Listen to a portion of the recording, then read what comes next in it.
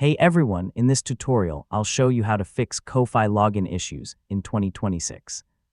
So if you can't sign in or your account keeps failing, this guide will help you solve it step by step. First, make sure you're entering the correct email and password.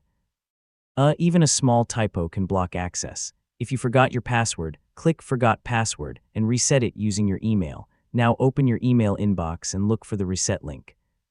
Sometimes it can go to spam, so check there too. If you're using a VPN or proxy, turn it off.